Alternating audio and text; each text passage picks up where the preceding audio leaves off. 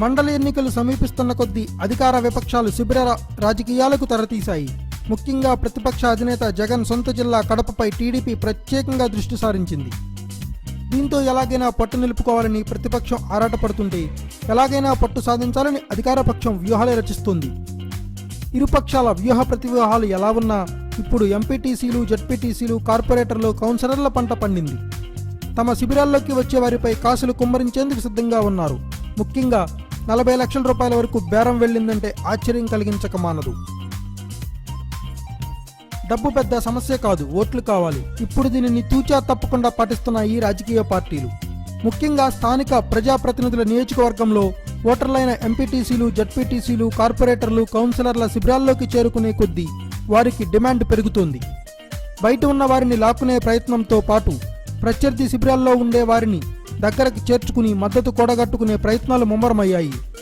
అధినేత చంద్రబాబే స్వయంగా వీటిపై దృష్టి పెట్టడంతో నేతలు తమ పట్టు నిరూపించుకునేందుకు ప్రయత్నిస్తున్నారు. దీంతో వైసీపీ కూడా అందుకు తగినట్లే వ్యూహాలు రచిస్తోంది.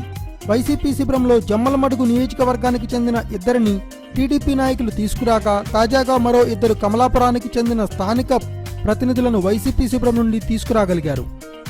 ఓటు విలువ లక్షలు పలుకుతుండడంతో ఏ పార్టీ నాయకులు ఎక్కువ మొత్తం చూపిస్తే, ఎంత ప్రయత్నం చేస్తే ఆ మేరకు కొందరు స్థానిక ప్రతినిధులు ఒక పార్టీ నుంచి మరొక పార్టీలోకి చేరేందుకు సిద్ధమవుతున్నారు.